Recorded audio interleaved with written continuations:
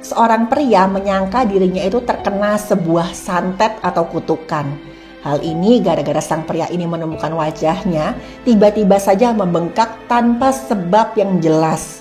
Nah, pria tersebut ini telah mengetahui nih siapa pelakunya dan ada hubungannya dengan kantor tempat dia bekerja. Ada seorang dukun yang katanya sakti, dia itu berhasil menyembuhkan santet wajah bengkak yang dialami sang pria ini. Apa benar sang dukun yang menyembuhkan santet tersebut? Simak video ini sampai akhir.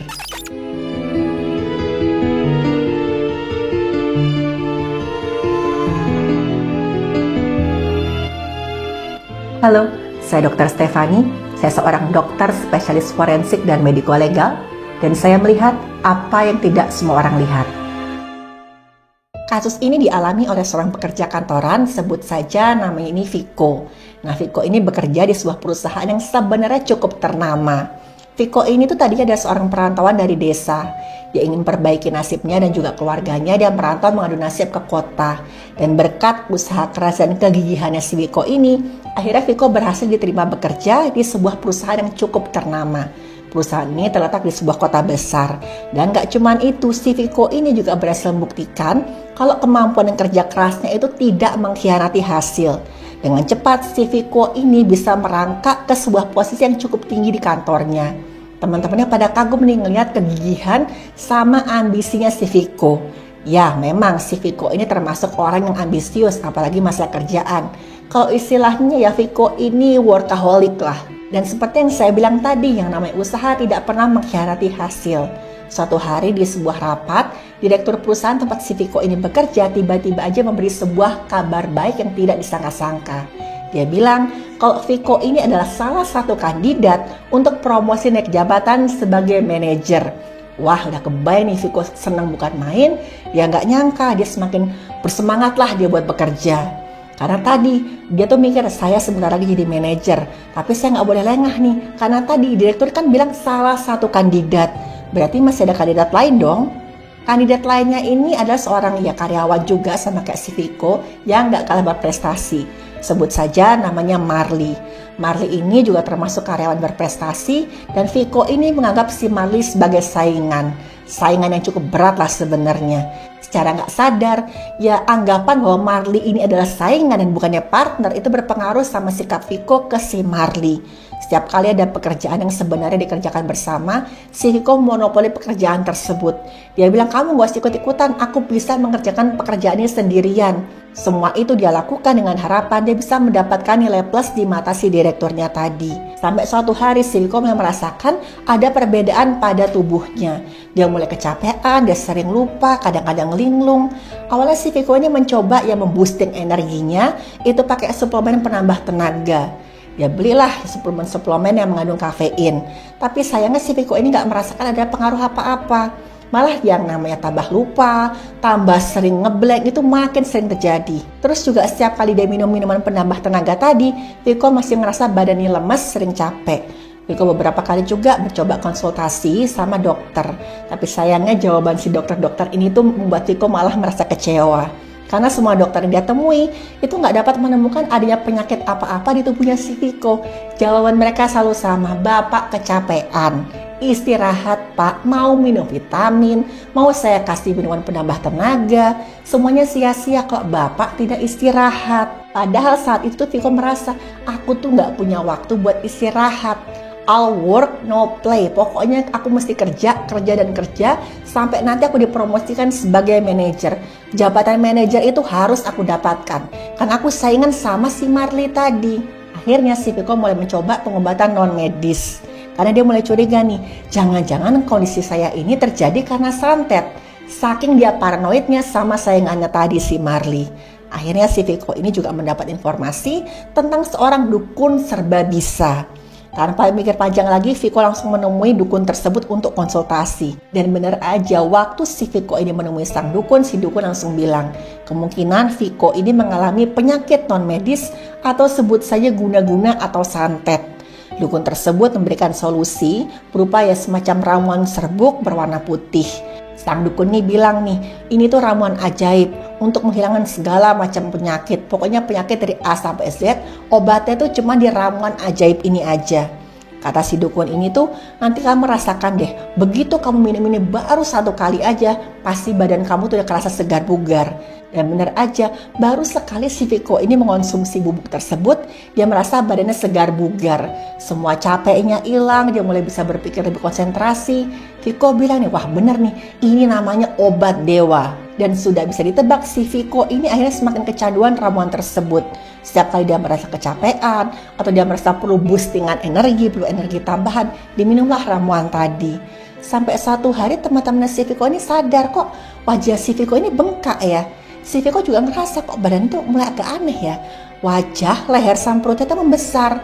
Apa dia gara-gara kebanyakan makan? Tapi nggak juga. Karena yang membesar itu cuma wajah, leher, sama perutnya aja. Lengan sama kaki si Viko sama sekali nggak membesar.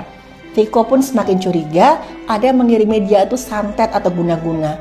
Gara-gara ini nih, saya mengalami semacam penyakit aneh. Si Viko konsultasi lagi ke dukun yang sudah dipercayai tadi. Dan si dukun ini bilang kalau Viko itu memang diserang oleh saingannya di kantor. Nah, orang pertama yang Viko tuduh adalah Marley. Dia merasa sangat marah, kecewa, merasa dikhianati. Seharusnya si Marley ini misalkan merasa ia lebih rendah kemampuannya dibanding aku, ya bersaing sehat dong. Jangan gara-gara aku lebih rajin, aku lebih cerdas, aku lebih disayang sama direktur, si Marley memakai jalan yang benar-benar murahan seperti ini. Viko langsung datang ke kantornya, dia marah-marah ke si Marley. Ya Marley tentu aja dia kebingungan loh. Ini maksudnya apa? Si Viko semakin marah, kamu gak usah pura-pura bodoh ya. Saya tahu kamu sudah mengirim santet ke saya sampai saya bengkak seperti ini. Dan waktu itu untungnya aja teman-temannya Viko tuh melerai karena si Viko saking emosinya hampir aja memukul si Marley. Dan saat itu direktur kantor tuh menegur si Viko. Viko, kamu gak boleh gitu. Sikap kamu tuh gak rasional, tau gak? Kamu tenang dulu, misalkan ada masalah, kamu ungkapkan baik-baik, diskusi.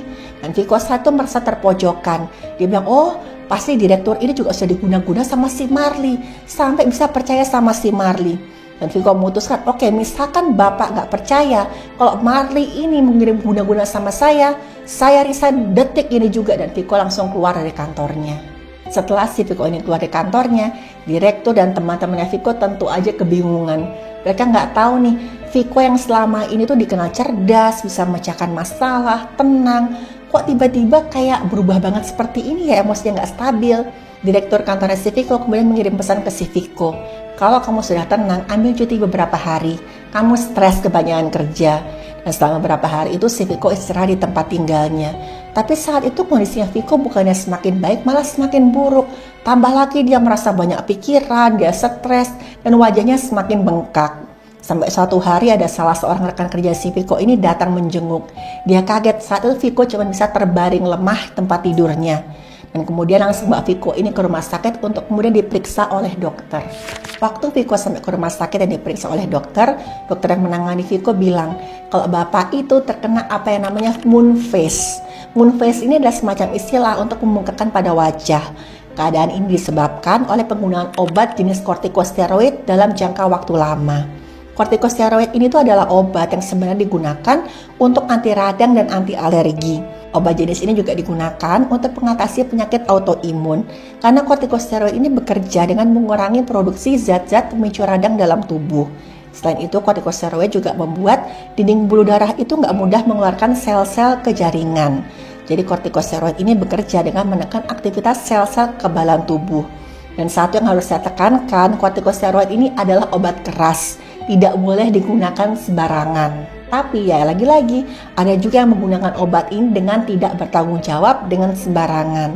Gara-garanya salah satu efek kortikosteroid ini kan tadi dia menekan proses peradangan. Otomatis ya mengurangi ya rasa pegal, capek-capek dalam tubuh.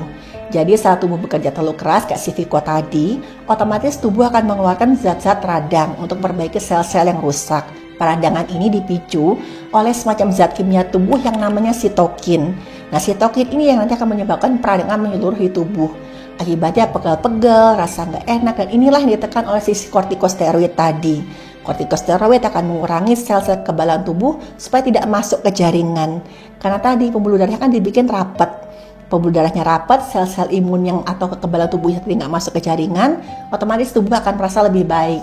Tapi ingat, ini cuma mengurangi gejala, bukan mengatasi masalah di tubuh. Selain itu, kortikosteroid juga meningkatkan metabolisme tubuh. Dan gara-gara ini, kortikosteroid itu sering dibilang sebagai obat dewa. Karena ya kortikosteroid ini seakan-akan bisa menyembuhkan berbagai macam penyakit. Padahal sebenarnya cuma gejalanya aja. Kalau penyakitnya masih ada dan nggak diobatin apa pusat penyakitnya, ya sama aja bohong. Ibaratnya tuh kayak misalkan ada kebakaran nih, kan alarmnya bunyi. Alarmnya dimatikan, tapi kebakaran dibiarin gitu aja. Ditambah lagi yang namanya efek samping kortikosteroid itu nggak main-main. Efek sampingnya itu antara lain diabetes, karena tadi kortikosteroid itu mempengaruhi metabolisme gula. Bisa juga menyebabkan penyakit jantung koroner, karena kortikosteroid ini juga meningkatkan lemak jahat di tubuh. Nah, kortikosteroid ini juga berpengaruh ke penyerapan kalsium di usus. Jadi kalsium ini semakin banyak terbuang lewat urin dan menghambat aktivitas pembentukan tulang. Dan akibatnya lama-kelamaan terjadi osteoporosis atau kerapuhan pada tulang. Dan juga kortikosteroid ini memecah protein otot. Lama-kelamaan terjadilah kematian jaringan otot. Selain itu, kortikosteroid juga meningkatkan produksi asam lambung. Dan lama-kelamaan tuh lambung akan iritasi sampai bisa bolong, sampai bisa luka. Nah, efeknya nggak main-main ya teman-teman ya. Bahkan bisa menyebabkan perdarahan saluran cerna. Kortikosteroid itu juga punya efek, yaitu mengurangi pembentukan kolagen di kulit. Lama-kelamaan nanti kulitnya pasti kelihatan rapuh, gampang berdarah. Kortikosteroid ini salah satu efeknya itu juga mempengaruhi kimia di otak. Akibatnya terjadi ketidakstabilan suasana hati atau mood. Penggunanya bisa tiba-tiba depresi, gampang marah, dan kadang-kadang tuh sampai insomnia berkepanjangan. Dan kortikosteroid juga meningkatkan tekanan bola mata. Dan kalau disalahgunakan, diminum secara nggak bertanggung jawab, lama-kelamaan bisa terjadi namanya glaukoma. Glaukoma ini adalah kerusakan pada saraf mata akibat penumpukan cairan bola mata. Jadi ketika produksi cairan bola mata ini berlebihan dan aliran itu terganggu, maka bisa terjadi peningkatan tekanan di bola mata. Nah, peningkatan tekanan bola mata ini akan mencederai saraf mata yang ada di belakang sini. Dan lama-kelamaan kalau ini tidak tertangani bisa terjadi kebutaan. Yang dialami oleh Viko ini seperti kata dokter namanya moon face. Dokter bilang ini adalah salah satu gejala awal yang paling mudah terdeteksi pada penyalahgunaan kortikosteroid. Karena kortikosteroid ini membuat jaringan tubuh itu menahan cairan. Selain itu juga terjadi gangguan metabolisme tubuh. Karena kortikosteroid ini mengganggu kerja salah satu hormon tubuh yang namanya leptin. Leptin ini bertugas mengendalikan nafsu makan dan juga menyebarkan lemak ke seluruh tubuh. Nah, ketika kerjanya leptin ini terganggu, otomatis penyebaran lemak ke tubuh itu nggak merata. Lemak akan menumpuk di bagian wajah, leher, dan perut. Gejalanya sama kan dengan yang dialami oleh Viko tadi. Inilah menyebabkan juga Viko mengalami moon face atau wajah itu bengkak seperti bulan. Dan untung aja sebelum terjadi komplikasi lain yang lebih serius, Viko sudah dibawa ke rumah sakit dan dia mendapatkan pertolongan medis. Waktu diperiksa, dokter ini bertanya ke si Viko, "Bapak ini mengkonsumsi obat apa nggak akhir-akhir ini?" Dan Viko pun akhirnya ngaku kalau belakangan ini dia tuh mengkonsumsi bubuk obat dewa yang diberikan oleh seorang guru spiritual atau dukun. Viko tuh menjelaskan kok serbuk itu diklaim sebagai ramuan ajaib yang bisa menyembuhkan segala jenis penyakit. Dan dokternya dengan sabar menjelaskan kalau kemungkinan besar ya memang ada kandungan dexamethasone, salah satu jenis kortikosteroid di bubuk tersebut. Kok dilihat dari gejala yang Viko alami, terus juga dari ya efek obat tersebut terhadap si Viko, kemungkinan besar memang benar kalau bubuk tersebut memang mengandung kortikosteroid. Viko pun sadar bahwa selama ini dia sudah ditipu oleh dukun yang dia percayai. Viko saat itu merasa benar-benar seperti orang bodoh gara-gara dia tuh terlalu dibutakan oleh ambisinya tadi. Sampai-sampai si Viko ini percaya sama dukun yang mengklaim ada obat ajaib penyembuh segala jenis penyakit. Dan Marley yang dianggap Viko sebagai saingan sampai tega mengirim surat ke Viko ternyata nggak bersalah. Viko aja yang terlalu paranoid, ditambah lagi efek dari dexamethasone tadi dari kortikosteroidnya yang buat emosinya nggak stabil. Rekan kerja Viko kemudian mengabari teman-teman kantornya, mereka kompakan untuk menjenguk si Viko. Dan Marley yang sempat dituduh sama si Viko pun ya sempat menemui si Viko. Tapi saat itu Marley sama sekali nggak menunjukkan marah atau dendam. Marley bilang, "Saya tuh sama sekali nggak punya niat untuk mengirim santet sama kamu. Jujur aja kan kita di kantor ini tim. Kalau misalkan salah satu di antara kita yang diangkat sebagai manajer, itu sudah kebijakan direktur. Saya sama sekali nggak akan sakit hati." Dan direktur kantor saat itu memutuskan untuk sementara tuh menunda kenaikan pangkatnya si Viko. Karena merasa si Viko ini perlu waktu sampai dia benar-benar bisa berpikir secara rasional. Sampai saat itu Viko nggak kecewa. Justru si Viko ini merasa bersyukur karena dia sadar kalau dia tuh masih banyak belajar, terutama tentang teamwork dan nggak melulu mengutamakan ambisi. Tapi ada satu hal yang buat si Viko ini benar-benar bersyukur. Dia sangat bersyukur kok dia masih bisa sembuh dan dia mulai melupakan ambisinya untuk naik jabatan. Dari kasus ini saya jelaskan sekaligus saya menegaskan kalau penggunaan obat-obat tertentu itu harus sesuai dengan resep dokter. Jangan sembarangan memakai obat, apalagi menggunakan ramuan yang nggak jelas kandungannya. Sekaligus jangan pernah melakukan diagnosa terhadap gejala atau penyakit yang kita rasakan. Kalau kita ragu-ragu, konsultasilah ke dokter. Jangan takut pergi ke dokter atau berkonsultasi dengan dokter. Dan yang terpenting adalah kita harus selalu menjaga kesehatan. Sehat selalu ya teman-teman.